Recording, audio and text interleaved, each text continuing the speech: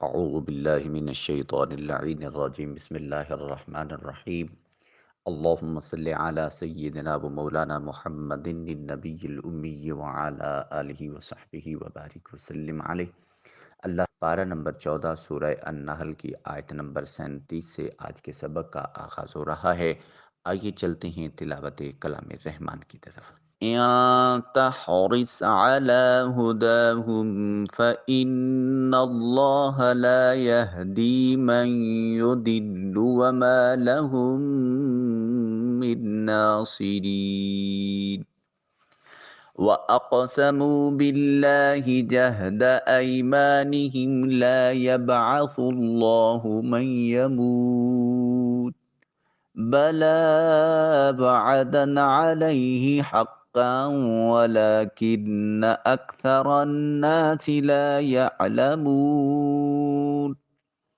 ليبين لهم الذين يختلفون فيه وليعلم الذين كفروا أنهم كانوا كاذبين إنما قولنا لشيء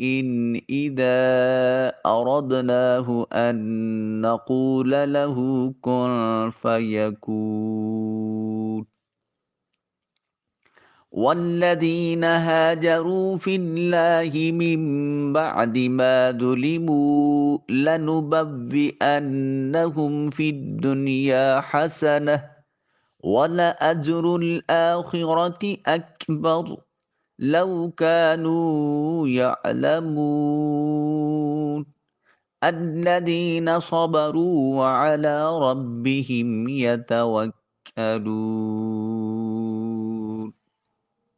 آئیے چلتے ہیں حصۃ التجوید کی طرف۔ یہاں تحرس نون ساکن ہے اور اس کے بعد تا حرف اخفا ہے۔ جب نون ساکن یا نون تنوین کے بعد حروف اخفا میں سے کوئی ایک حرف آ جائے تو نون کو اپنے مخرج میں چھپا کر ادا کریں گے۔ حروف اخفا 15 ہیں: تا، ثا، جیم، دال، ذال، ذا، سین، شین، صاد، ضاد، طا، ظا، فا، قاف، کاف۔ نون ساکن ایسا نون جس کے اوپر جزم ہوتی ہے۔ نون تنوین جہاں کہیں کسی حرف کے اوپر 2 زبر 2 زیر 2 پیش آ جائیں پھر ان کی ادائیگی کے وقت جو نون پیدا ہوتا ہے اس کو نون تنوین کہتے ہیں۔ ان دونوں نون ساکن یا نون تنوین کے بعد ان 15 حروف میں سے کوئی ایک حرف آ جائے تو اس وقت نون کو اپنے مخرج میں چھپا کر ادا کرتے ہیں۔ اب یہ چھپانا اور ظاہر کرنا کیسا ہے؟ جب ہم اس ان کو ان نون ظاہر کر کے پڑھتے ہیں تو یہ اظہار ہوتا ہے، اور جب ہم اسے پڑھتے ہیں اں تو یہ اخفا ہے۔ ان اور اں اس میں فرق ہونا چاہیے۔ تحرس ہا کو حلق سے ادا کریں، را کے نیچے زیر ہے باریک ادا کریں گے۔ صاد ساکن ہے، حرف مستعلیہ ہے، موٹا اور پر کر کے ادا کیا جائے گا۔ تحرس علی ہداہم، عین کو حلق سے نکالیے۔ لام کے اوپر کھڑی زبر ہے، الف المدیہ الصغیرہ اس کا نام ہے، ایک الف کے قیم مقام اس کو لمبا کریں گے۔ ہا میں ہا جو ہے یہ اقصی حلق سے ادا ہوگا۔ دال کے اوپر الف المدیہ الصغیرہ ہے اور پھر ہا کو اقصی حلق سے ادا کریں گے۔ میم ساکن ہے، اس کے سکون کامل کو ادا کریں۔ علی ہداہم، بقیہ تجوید کے قوانین آپ خود اپلائی کریں گے، میں ترجمہ اور تفسیر کی سعادت حاصل کرتا ہوں۔ ان تحرس، اگر آپ شدید طلب رکھتے ہیں، علی اس بات پر، ہداہم ان کی ہدایت کے، فا پس انا بے شک اللہ لا نہیں، یہدی ہدا یہدی کا لفظ ہم اردو میں ہدایت کا لفظ استعمال کرتے ہیں، اسی سے ہے لا یہدی نہیں ہدایت عطا کرتا، من جس شخص کو، یدلو ضلالت کا لفظ ہم اردو میں بھی استعمال کرتے ہیں، اسی سے یہ لفظ ہے، یدلو گمراہ کیا، وا اور ما نہیں، لہم ان کے لیے، من سے ناصرین ناصر کا لفظ ہم اردو میں استعمال کرتے ہیں مددگار، اسی میں سے ہے ناصرین، تمہارا مددگار۔ ترجمہ بامحاورہ یہ ہے، اگر آپ ان کی ہدایت پر آ جانے کی شدید طلب رکھتے ہیں تو آپ اپنی طبیعت مطہرہ پر اس قدر بوجھ نہ لائیں۔ بے شک اللہ جسے گمراہ ٹھہرا دیتا ہے اسے ہدایت نہیں فرماتا اور ان کے لیے کوئی مددگار نہیں۔ اس آیے مقدسہ میں فرمایا جا رہا ہے، بارگاہ رسالت مآب صلی اللہ علیہ وسلم، اللہ رب العزت ارشاد فرماتے ہیں، اے حبیب مکرم، نور مجسم، شفیع دو عالم صلی اللہ تعالی علیہ وآلہ وسلم، یہ لوگ ان میں سے ہیں جن کی گمراہی ثابت ہو چکی اور ان کی شقاوت ازلی ہے۔ اس کے باوجود اگر آپ ان مشرقین کی ہدایت پر شدید تمنا رکھتے ہیں تو بے شک اللہ تعالیٰ جسے گمراہ کر دے اسے کوئی ہدایت دینے والا نہیں، لہٰذا اس بارے میں آپ کوشش نہ فرمائیں، اور جس چیز کے ہاتھ کے ساتھ آپ کو بھیجا گیا ہے وہ ان تک پہنچا دیں تاکہ حجت تمام ہو جائے۔ اور جب اللہ تعالیٰ ان کے عذاب کا ارادہ فرمائے تو کوئی بھی ایسا نہیں جو اللہ تعالیٰ اور ان کے عذاب کے درمیان حائل ہو سکے۔ وَأَقْسَمُوا، ہم قسم کا لفظ اردو میں بھی استعمال کرتے ہیں، وَأَقْسَمُوا، اور وہ قسمیں، انہوں نے قسمیں کھائیں، باللہ، اللہ کی، جاہدہ ایمانہم، بڑی جاہد ہم اردو میں بھی استعمال کرتے ہیں، جد و جہد اسی سے ہے، بڑی کوشش سے، شد و مد سے، ایمان، ایک ایمان ہوتا ہے ایک ایمان ہوتا ہے۔ ایمان تو زبانی اقرار اور دلی تصدیق کا نام، جسے ہم کہتے ہیں صاحب ایمان ہونا، اور ایمان قسمیں کھانا۔ یہ لوگ بڑی شد و مد کے ساتھ قسمیں کھاتے ہیں، لا، نہیں، یبعثو، بعثا یبعثو، بعثت کا لفظ ہم اردو میں بھی استعمال کرتے ہیں، اسی سے نکلا ہے، نہیں اٹھائے گا، نہیں بھیجے گا اللہ تعالیٰ، من، جو شخص، یموت، مر گیا، بلا، بلکہ، وعدن، وعدہ، علیہ، اس پر، حقاً، حق ہے، سچ ہے، اور لیکن الاکثر، اکثر، الناس، لوگوں کا، لا یعلمون، وہ نہیں جانتے۔ اور یہ لوگ بڑی شد و مد سے اللہ کی قسمیں کھاتے ہیں کہ جو مر جائے اللہ اسے دوبارہ نہیں اٹھائے گا، کیوں نہیں، اس کے ذمہ کرم پر سچا وعدہ ہے، لیکن اکثر لوگ نہیں جانتے۔ اس آیہ مقدسہ کا شان نزول یہ ہے کہ ایک مشرک ایک مسلمان کا مقروض تھا، مسلمان نے مشرک سے اپنا قرض کا تقاضا کیا، دوران گفتگو اس نے اس طرح اللہ کی قسم کھائی کہ اس کی قسم جس سے میں مرنے کے بعد ملنے کی تمنا رکھتا ہوں۔ اس پر مشرک نے کہا، کیا تیرا یہ خیال ہے کہ تو مرنے کے بعد اٹھے گا؟ اور مشرک نے قسم کھا کر کہا کہ اللہ عز و جل مردے نہ اٹھائے گا۔ اس پر یہ آیت کریمہ نازل ہوئی اور فرمایا گیا کہ اللہ تعالیٰ کیوں مردوں کو نہیں اٹھائے گا؟ یقیناً اٹھائے گا، یہ اس کا سچا وعدہ ہے، لیکن اکثر لوگ اس اٹھائے جانے کی حکمت اور اس کی قدرت کو نہیں جانتے۔ پھر ارشاد فرمایا، لیبینا، تاکہ واضح کر دے، لہم، ان کے لیے، الذی، وہ جو، یختلفون، اختلاف کا لفظ ہم اردو میں استعمال کرتے ہیں، اسی سے یہ بات ہے، یختلفون، وہ اختلاف کرتے ہیں، فیہ، اس میں، ولیعلم، تاکہ جان لیں، عالم یعلم، علم کا لفظ اردو میں استعمال ہوتا ہے، ولیعلم، اور تاکہ وہ جانے، الذین، جو لوگ، کافروا، انہوں نے کفر کیا، انہم، بے شک وہ، کانوا، وہی ہیں، کاذبین، کاذب کا لفظ ہم اردو میں بھی استعمال کرتے ہیں، جھوٹے۔ مردوں کا اٹھایا جانا اس لیے ہے تاکہ ان کے لیے وہ حق بات واضح کر دے جس میں وہ لوگ اختلاف کرتے ہیں، اور یہ کہ لوگ جان لیں کہ حقیقت میں وہی جھوٹے ہیں۔ یعنی اللہ رب العزت نے انہیں اس لیے اٹھائے گا تاکہ انہیں واضح کر کے وہ بات بتا دے جس میں وہ مسلمانوں سے جھگڑتے تھے کہ مرنے کے بعد اٹھایا جانا حق ہے، اور اس لیے اٹھائے گا تاکہ کافر جان لیں کہ وہ جھوٹے تھے اور مردوں کو زندہ کیے جانے کا انکار غلط تھا۔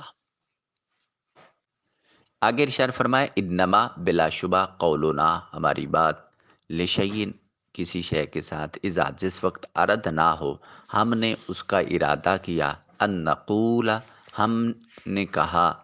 ہم کہتے ہیں، لہو اس کے لیے کن ہو جا، فیقون پس وہ ہو جاتی ہے۔ ہمارا فرمان تو کسی چیز کے لیے صرف اس قدر ہوتا ہے کہ جب ہم اس کو وجود میں لانے کا ارادہ کرتے ہیں تو ہم اسے فرماتے ہیں ہو جا، پس وہ ہو جاتی ہے۔ اب یہاں اللہ رب العزت اپنی قدرت کا اظہار فرما رہے ہیں۔ فرمایا جب ہم کسی چیز کو وجود میں لانے کا ارادہ کریں تو ہم اس سے صرف اتنا کہہ دیتے ہیں کہ ہو جا، تو وہ اسی وقت وجود میں آ جاتی ہے۔ مراد یہ کہ ہر مقدور چیز کو وجود میں لانا اللہ رب العزت کے لیے اتنا زیادہ آسان ہے، تو مرنے کے بعد اٹھانا اس کے لیے کیا مشکل ہو سکتا ہے۔ اگلی آیت مقدسہ دیکھیے، ارشاد فرمایا والذین، اور وہ لوگ ہاجرو، ہجرت کا لفظ ہم اردو میں بھی استعمال کرتے ہیں، جنہوں نے ہجرت کی، فی اللہ، اللہ کے بارے میں، من بعد، اس کے بعد، ما ظلموا، جو انہوں نے، جو ظلم کیا گیا ان پر، لنبوئنہم، ضرور ضرور ہم ان کو جگہ دیں گے، فی دنیا، دنیا میں، حسنہ، اچھائی، والا اجر الآخرہ، اس کو لام کو لمبا نہیں کریں گے، معنی الٹ ہو جائے گا، والا اجر الآخرتی، والا کا مطلب ہوتا ہے ضرور، اجر الآخرہ، اجر آخرت کا اکبر، بہت بڑا ہے، لو کانوا یعلمون، کاش وہ اس راز حقیقت سے واقفیت حاصل کر لیں۔ اور جنہوں نے اللہ کی راہ میں ہجرت کی، اس کے بعد اس پر طرح طرح کے ظلم توڑے گئے، تو ہم ضرور انہیں دنیا ہی میں بہتر ٹھکانہ دیں گے، اور آخرت کا اجر تو یقیناً بہت بڑا ہے، کاش وہ اس راز کو جانتے ہوتے۔ حضرت قتادہ رضی اللہ تعالی عنہ فرماتے ہیں، یہ آیت رسول مکرم شفیع دو عالم صلی اللہ تعالی علیہ وآلہ وسلم کے ان اصحاب کرام رضوان اللہ تعالی علیہ مجمعین کے حق میں نازل ہوئی جن پر اہل مکہ نے بہت ظلم کیے اور انہیں دین کی خاطر وطن چھوڑنا پڑا۔ بعض ان میں سے حبشہ چلے گئے، پھر وہاں سے مدینہ طیبہ تشریف لائے، اور بعض مکہ سے مدینہ کی طرف ہجرت کر گئے۔ ان کی اللہ رب العزت نے مدح فرمائی ہے اور ان کے اجر کو یہاں ذکر فرمایا ہے، بطفیل سید المرسلین صلی اللہ تعالی علیہ وآلہ وسلم۔ یاد رکھیے، ہجرت صرف گھر بار اور وطن چھوڑنے کا نام نہیں ہے۔ ایک دین سے دوسرے دین کی طرف ہجرت، یہ بھی اللہ رب العزت کے ہاں اسی طرح عزت اور وقار کا حامل شخص ہوتا ہے۔ ایک شخص گناہوں سے نیکیوں کی طرف ہجرت کرتا ہے، پختہ اور پکی توبہ اللہ کے حضور کرتا ہے، تو یہ شخص بھی اسی طرح مہاجر قرار دیا جاتا ہے اللہ رب العزت کے حضور۔ تو لہٰذا آج ہمارے نزدیک اور ہمارے لیے موقع جو ہے وہ اس آخری ہجرت کا ہے کہ ہم گناہوں سے نیکیوں کی طرف، نافرمانیوں سے فرما برداری کی طرف، بد اعمالیوں سے نیک اعمال کی طرف، اور بد کرداریوں سے بہترین کردار کی طرف، بد اخلاقی سے اخلاق کی طرف، اور اللہ رب العزت کے احکامات کی عدم ادائیگی کی صورت کو چھوڑ کر اس کے احکام کی ادائیگی کی طرف ہجرت کر جائیں، تو یہ بھی اللہ رب العزت کے حضور اسی طرح پر وقار، پر عزت اور پر تکریم اجر آج بھی اس ہجرت کے لیے اسی طرح بدستور موجود ہے۔ اب اس آیت کریمہ سے معلوم ہوا کہ ہجرت کرنے والے صحابہ کرام بڑی فضیلت والے ہیں، اور صحابہ کرام کا تذکرہ کرنا اور عظمت صحابہ کو بیان کرنا یہ قرآنی اسلوب کے ساتھ ساتھ اللہ رب العزت کی سنت ہے۔ اور پھر صحابہ کرام رضوان اللہ تعالی علیہ مجمعین کو چونکہ عزت اور وقار تاجدار کائنات صلی اللہ علیہ وسلم کی صحبت سے میسر آیا، تو جس کی صحبت میں بیٹھنے والے اللہ رب العزت ان کا ذکر کر رہا ہے، تو جس کی صحبت میں بیٹھ کر ان کو یہ اجر ملا ہے، اس کا ذکر کرنا اللہ کے حضور کتنا محبوب اور مقبول ہوگا۔ اللہ اکبر۔ پھر اللہ رب العزت نے یہاں مہاجرین کا تذکرہ فرمایا، ان کے اجر کا ذکر کیا اور ان کے اخلاص نیت کو ذکر کیا۔ پھر اللہ رب العزت ان کی فضیلت کو بتاتا ہے۔ ایک اور مقام پر ارشاد فرمایا، فَالَّذِينَ هَاجَرُوا وَأُخْرِجُوا مِن دِيَارِهِمْ، آخر آیت تک، کہ جنہوں نے ہجرت کی، اپنے گھروں سے نکالے گئے اور میری راہ میں انہیں ستایا گیا تو انہوں نے جہاد کیا، قتل کر دیے گئے، تو میں ضرور ان کے سب گناہ ان سے مٹا دوں گا اور ضرور انہیں ایسے باغات میں داخل کروں گا جن کے نیچے نہریں بہہ رہی ہیں۔ یہ اللہ کی بارگاہ سے اجر ہے اور اللہ ہی کے پاس اچھا ثواب ہے۔ پھر ارشاد فرمایا، الذین آمنوا وہاجروا وجاہدوا فی سبیل اللہ، آخر آیت تک، اور جنہوں نے ایمان قبول کیا اور ہجرت کی اور اپنے مالوں اور اپنی جانوں کے ساتھ اللہ کی راہ میں جہاد کیا، تو اللہ کے نزدیک ان کا بڑا درجہ ہے، وہی لوگ کامیاب ہونے والے ہیں۔ پھر اشار فرمایا، للفقراء المہاجرین الذین اخرجوا من دیارہم، آخر آیت تک، ان فقیر مہاجروں کے لیے جو اپنے گھروں اور مالوں سے نکالے گئے، اس حال میں کہ اللہ کا فضل اور اس کی رضا چاہتے ہیں اور اللہ اور اس کے رسول کی مدد کرتے ہیں، وہی سچے ہیں۔ اسی طرح احادیث مقدسہ میں ہجرت کرنے والوں کے فضائل بیان ہوئے ہیں۔ یہ جو میں نے آیات تلاوت کی ہیں، ان میں جہاں صحابہ کرام رضوان اللہ تعالیٰ علیہم اجمعین کی ہجرت کا تذکرہ ہے، اسی طرح جیسی میں نے ہجرتیں عرض کی ہیں، ان کے بارے میں بھی علماء کرام اور دیگر آثار جو شریعت ہیں وہ اس بات پر عادل اور شاہد ہیں کہ آج کے دور میں بھی ایسی ہجرتیں اللہ رب العزت کے حضور مقبول اور محبوب و مطلوب ہیں، اور ان کا بھی اللہ رب العزت اسی طرح اجر عطا فرماتا ہے۔ احادیث میں حضرت عبداللہ بن عمر رضی اللہ تعالیٰ عنہما فرماتے ہیں، تاجدار رسالت صلی اللہ علیہ وسلم نے مجھے ارشاد فرمایا، کیا تم میری امت کے اس گروہ کو جانتے ہو جو سب سے پہلے جنت میں داخل ہوگا؟ میں نے عرض کی، اللہ اور اس کے رسول صلی اللہ علیہ وسلم بہتر جانتے ہیں۔ نبی پاک صلی اللہ علیہ وسلم نے ارشاد فرمایا کہ قیامت کے دن مہاجرین جنت کے دروازے کے پاس آ کر اسے کھلوانا چاہیں گے تو جنت کے خازن ان سے کہیں گے، کیا آپ سے حساب لے لیا گیا ہے؟ وہ کہیں گے، ہم سے کس چیز کا حساب لیا جائے گا؟ حالانکہ اللہ کی راہ میں ہماری تلواریں ہمارے کندھوں پر تھیں، حتیٰ کہ اس حال میں ہمارا انتقال ہو گیا۔ حضور نبی اکرم صلی اللہ علیہ وسلم فرماتے ہیں کہ اس کے لیے جنت کا دروازہ کھول دیا جائے گا، تو دوسرے لوگوں کی جنت میں داخل ہونے سے پہلے 40 سال تک جنت میں قیلولہ کریں گے۔ قیلولہ کہتے ہیں دوپہر کا سونا۔ حضرت عبداللہ بن عمر رضی اللہ تعالی عنہما فرماتے ہیں، اچھا، اس پچھلی حدیث پاک میں یہ بات واضح ہوئی کہ مہاجر جو ہے وہ دوسرے جنتیوں سے 40 سال تک سے پہلے جنت میں داخل ہوگا، اور پھر اللہ رب العزت نے چاہا رسول مکرم صلی اللہ علیہ وسلم کے توسل سے وہ بلا حساب جنت الفردوس میں تشریف لے جائیں گے۔ تیسری بات یہ ہوئی کہ قیلولہ کرنا یہ اہل جنت کا طریقہ اور وتیرہ ہے، اور یہی قیلولہ ہماری صحت کے لیے انتہائی ضروری اور بہت ہی شاندار ہوتا ہے۔ اور یہ قیلولہ جہاں جنتیوں کی سنت ہے، وہاں مہاجرین کی بھی سنت ہے، اور پھر یہ محبوب بارگاہ رسالت مآب بھی ہے کہ رسول پاک صلی اللہ علیہ وسلم ان کی اس عادت مقدسہ کو اپنی زبان اقدس سے اظہار فرما رہی ہیں۔ حضرت عبداللہ بن عمر رضی اللہ تعالی عنہما فرماتے ہیں، ایک دوسرے دن تاجدار رسالت امام صلی اللہ علیہ وسلم کی بارگاہ میں اس وقت حاضر تھے جب سورج طلوع ہوا۔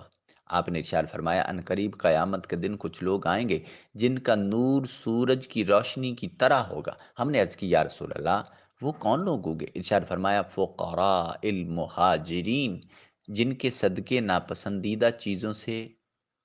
بچا جانا تھا، ان میں سے کسی کا انتقال اس حال میں ہوتا ہے کہ اس کی حاجت اس کے سینے میں رہتی ہے، یعنی پوری نہیں ہوتی، اور حاجت مند ہی فوت ہو جاتا ہے، اور وہ زمین کے کناروں سے جمع کیے جائیں گے۔ اللہ اکبر! یعنی وہ ہجرت بھی کرتا ہے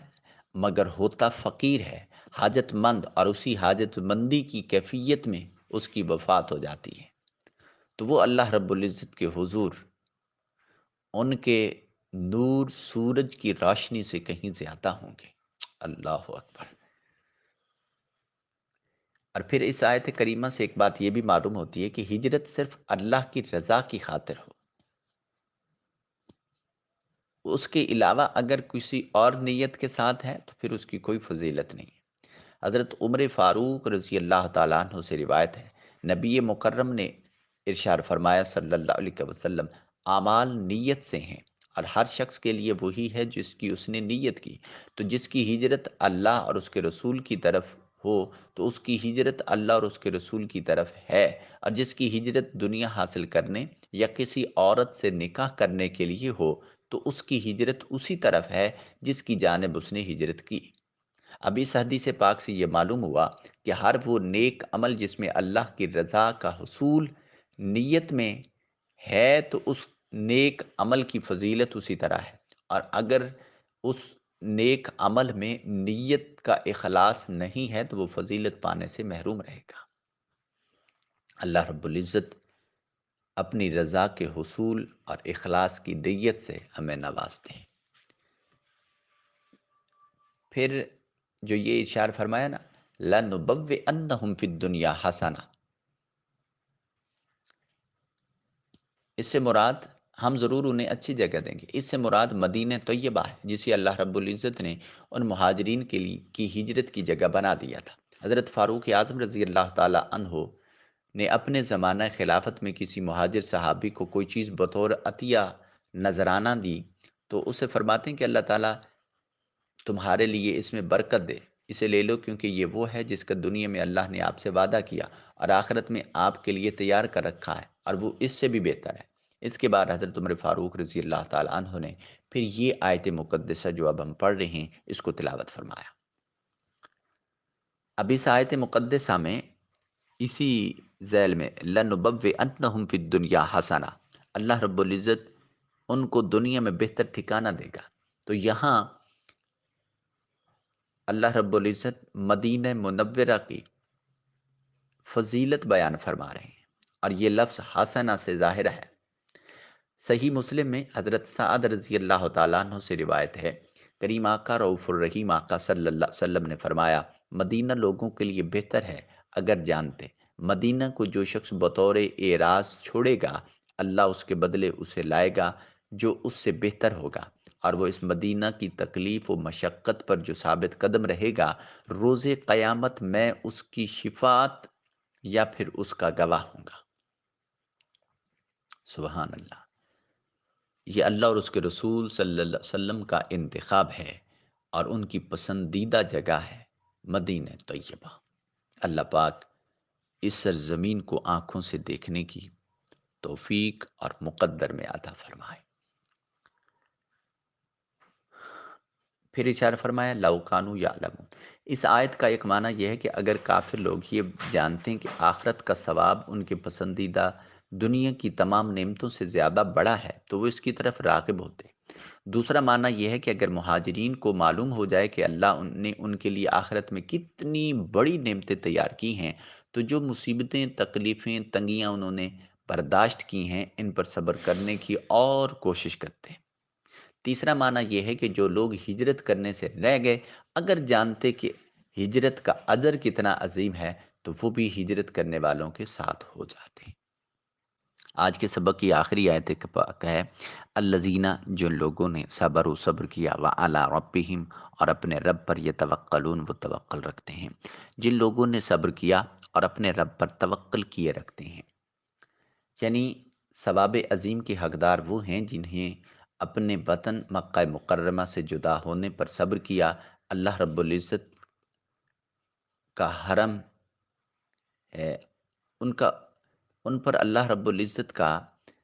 بے انتہا کرم ہے کہ اس کی توفیق سے انہوں نے ایسا کیا۔ حالانکہ وہ جہاں مکہ مقدسہ میں تھے، وہاں اللہ رب العزت کا حرم ہے اور ہر ایک کے دل میں اس کی محبت رچی بسی ہوئی ہے۔ یوں ہی کفار کی طرف سے پہنچنے والی ایذاؤں پر اور جان و مال خرچ کرنے پر انہوں نے صبر کیا اور اپنے رب پر بھروسہ کرتے ہیں۔ اس کے دین کی وجہ سے جو پیش آنے والے معاملات ہیں، ان پر راضی رہتے ہیں اور مخلوق سے رشتہ منقطع کر کے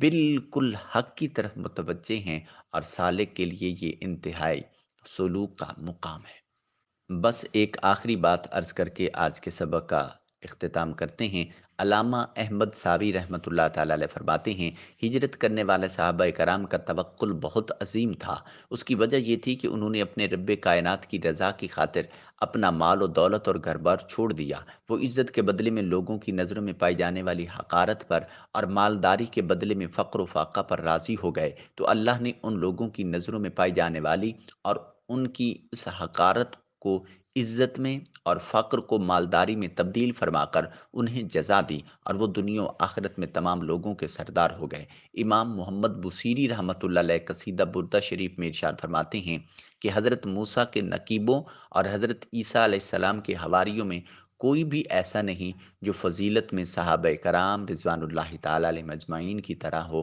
اس لیے کہ انہوں نے ہجرت کی ہے۔ اللہ رب العزت آقا کریم علیہ السلام کے نالین کے توسل سے جو کہا سنا پڑھا، اس میں عمدن سہمن کوئی خطا غلطی ہوئی معافی نصیب فرمائے۔ اللہ کریم قرآنی احکام پر عمل کی توفیق نصیب فرمائے، اور ہمیں قرآن مجید فرقان حمید کی دعوت دینے، اس پر عمل کرنے، دوسروں تک پہنچانے کی توفیق نصیب فرمائے۔ آمین ثم آمین۔ والسلام علیکم ورحمۃ اللہ وبرکاتہ۔